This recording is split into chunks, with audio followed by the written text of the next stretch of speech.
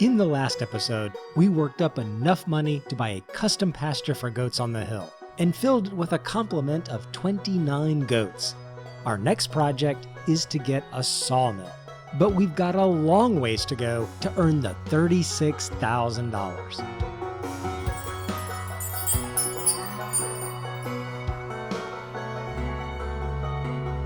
We've only got a couple $100 in the account, and we need a minimum of $36,000 for the sawmill. That's why we're rolling this grass field for maximum fertilization. Currently, the grass field is our main source of income, so a big portion of what we need will come right out of the grass. We're going to venture out into arable crops before long, but right now, we're just squeezing every dollar we can from the grass. But even that's about to change.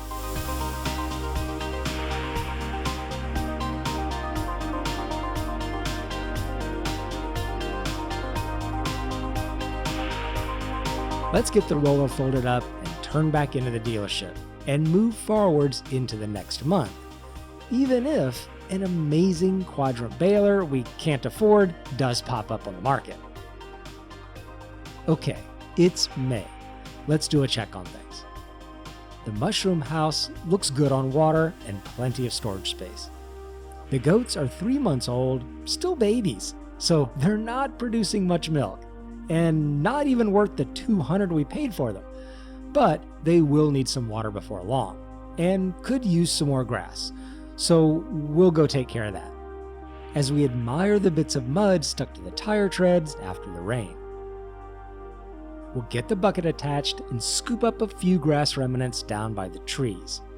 Once we've produced the last full bale off a field, there's no sense putting that grass into a baler. We're just going to return to the store. Having goats made leaving the grass have a purpose, which feels really good on a small farm like this, where we can't afford to be wasteful. Everything must be used by the farm to keep us growing. With the feeding done, we'll go through a little inclement weather into June. We're in the negative numbers now in the account, so let's focus on something more pleasant and take a little look in on our baby goats and enjoy how lush the meadow grass is in their pen. If I was a goat, I'd probably think that's really nice to play in. The goats have added a lot to the life of the farm, and I'm really glad we got them. And I'm sure they'll also be adding to the bank account before long. The grass field is looking great. It's in its first harvest stage, so I think we can just step forward into July. Overnight, I got an idea. One that probably won't work, but we'll try it out. In real life, I'd be able to take this bucket on the front of the tractor, go down to the river where we've been filling the water tanker, and take a scoop of water out with the bucket. I'm sure a bunch would slosh out and stuff on the way back, but I wanted to see. It doesn't look like it held any, and no ability to carry water to the trough. But it was worth a try. We'll rent a water tanker like we've been doing, but we need some money first. We're actually in a small debt, but we'll get our silage bales loaded and sold and fix that problem.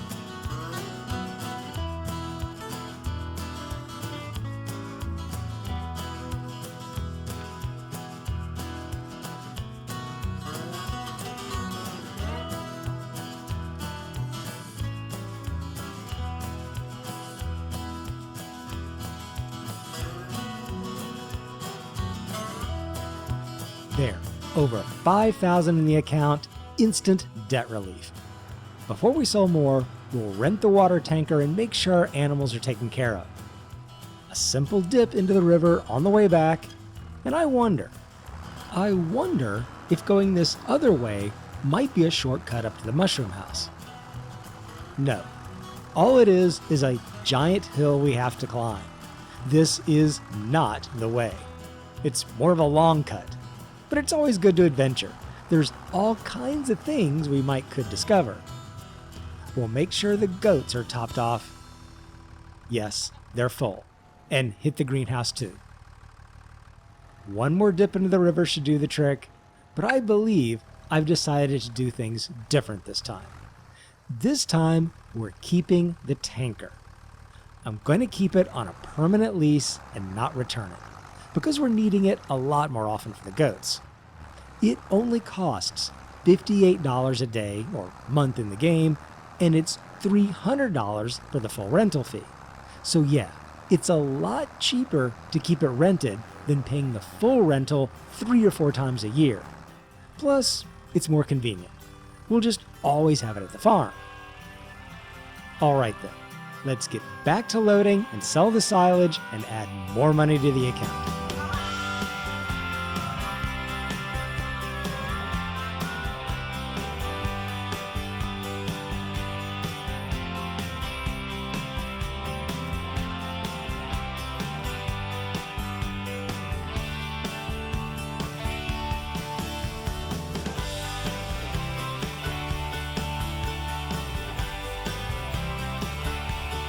There, over 15,000.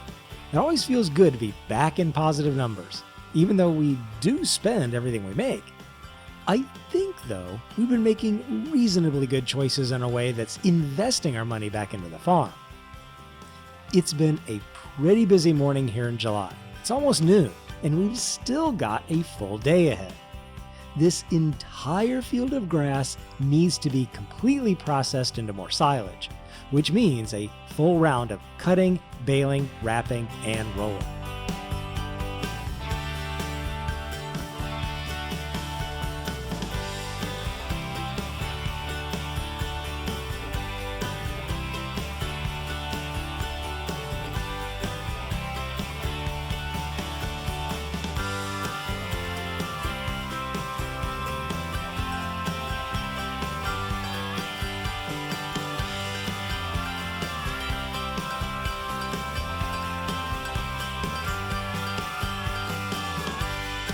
Okay, the cutting and baling is done. We'll take a little break from the field, change up the front loader a little bit with the bucket, and scoop a little more grass for the goats.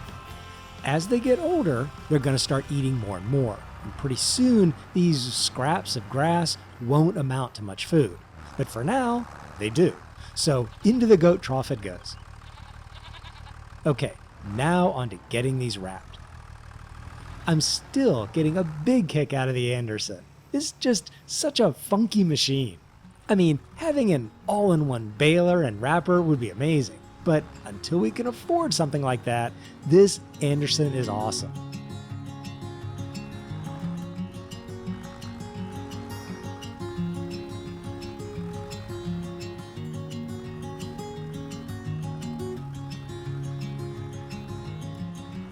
Alright, the wrapping is all done as we push the last bale from the machine.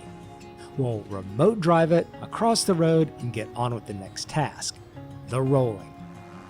You can see on our way to get the roller how much we're paying in operating costs. We were at $15,000 and now we're down to $11,500 after a couple repairs, some fuel, and the baler rental. And now we're at $10,500 after the roller rental. We're making good money, but we've also got a lot of expenses and need to constantly keep planning ahead. One step at a time though, and right now the next step is rolling the field.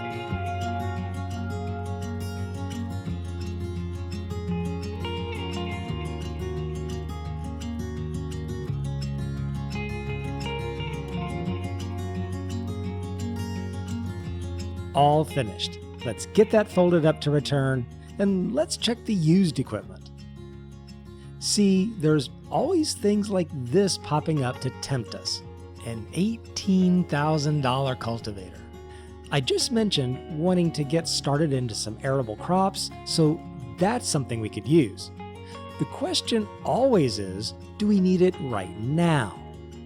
As we take a nice long rest here in the goat pasture, I have to say no. Investing into a piece of equipment we won't be able to use for several months at least just doesn't seem smart. What is smart is getting that sawmill to increase the value of our wood. The lodgepole pines will be at their maximum around November or January, and I want to have the sawmill ready so we can immediately start filling it with wood and making our beams and planks. It's September now, and we've got a few chores to do. The goats need more water, so we'll take care of the babies and we'll try to scarf just a little more grass down from the wooded area. I don't think there's much there at all. There are some rows we can see, but they're just over the line into the creek's easement, so 524 liters will have to do. And I think I just dumped that right over the trough into the pen. We saved some of it. Let's get the bale we have stored on the side and let them munch on that a while. Now, this is what I was talking about earlier in being tortured by these temptations. The Challenger tractor is higher horsepower, $27,000 and only about 18 hours of use. It would be a decent buy, even without it being able to do front loader work. I have to ignore it. It's a nice to have and not a must have. So we'll spin on into October, which is going to be another busy month. The lodgepole pines look about the same, and I do hope those with the bare branches aren't dead and stalled at this growth stage, but they might be. We'll see after they grow more. Till then, it's on with today's field work. It's a beautiful October morning for it though. Just look at the field.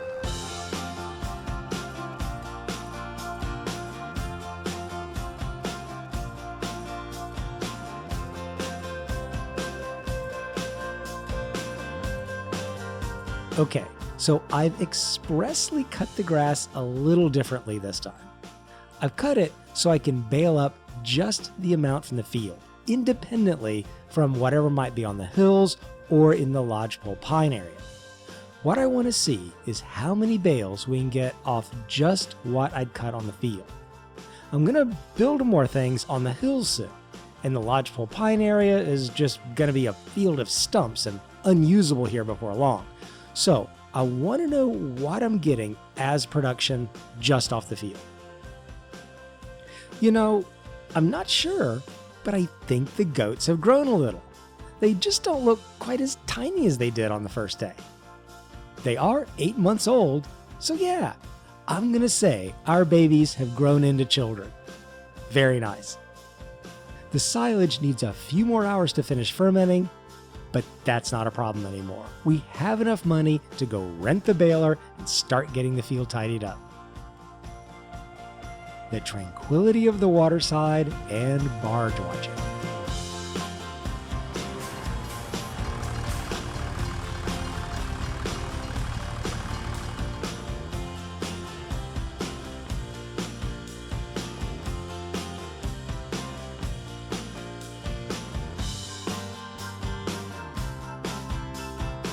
More repairs, more fuel, a rented baler, and we're under $5,000 in the account. Not terrible, but it feels like we're going in the opposite direction of saving for a sawmill. We can't lose faith though. We just have to keep going and remind ourselves that we're making more money in revenue than our expenses. Let's bale the field area first, see what it yields, then do the hills, just like we planned.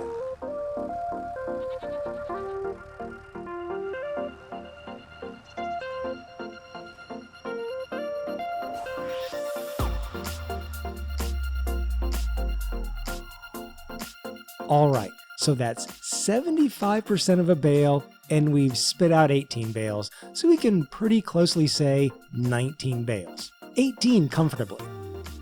Let's grab a tiny bit more from the edge to finish the bale and see what just the hill and forest area brings.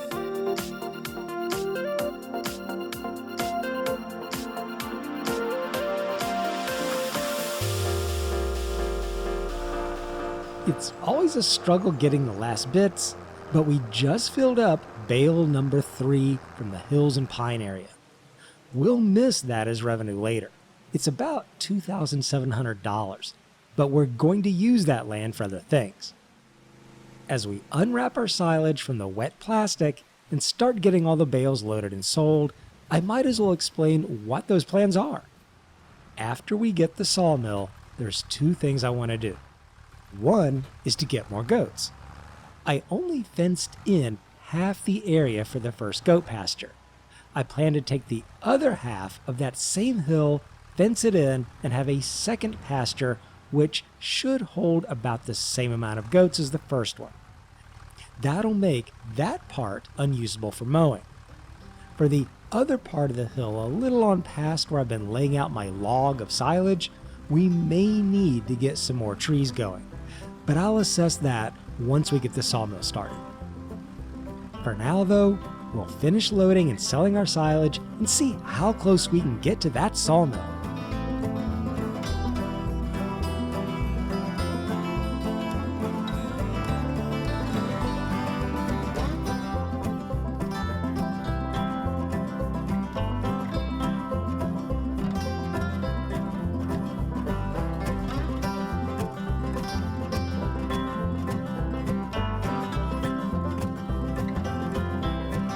Well, it's a number to be proud of for sure, about $25,000 in the account, but it's a good ways short of the $36,000 minimum we need for the sawmill.